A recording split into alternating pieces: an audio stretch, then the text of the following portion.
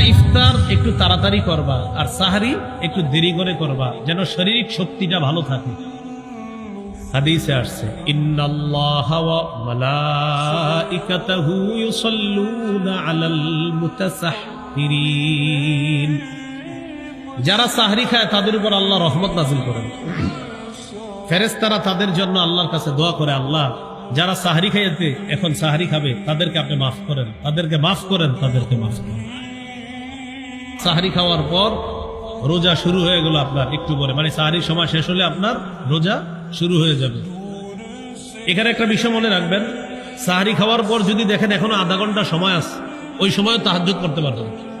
সাহরি খাওয়ার পরে দেখছেন কয় ঘন্টা আছে, আধা ঘন্টা বা 20 মিনিট বা 10 মিনিট আছে, তো 10 মিনিট থাকলে অন্তত 4 রাকাত বা 2 রাকাত পড়তে পারেন। 20 মিনিট থাকলে আশা করি ইনশাল্লাহ আপনি 4-6 রাকাত পড়তে পারবেন। আর 30 মিনিট থাকলে আশা করি 8 রাকাত পড়তে পারবেন। আর যদি আরো একটু বেশি সময় চান, আপনি আলাম তারা থেকে যদি নাস পর্যন্ত সূরাগুলা এগুলা দিয়ে পড়লে আপনার ওই 30 মিনিটে মোটামুটি 4 রাকাত, 6 রাকাত, 8 রাকাত পড়া যাবে ইনশাআল্লাহ। আর যদি মনে করেন না আমি নামাজ একটু লম্বা করব, ইয়াসিন পড়বো, মুলক পড়বো, তাহলে 2 রাকাত 4 রাকাত আপনি পড়তে পারেন। তাহলে কি শিখলাম? তাহাজ্জুদের সম্পর্ক সাহারি খাওয়ার সাথে না, সময়ের সাথে।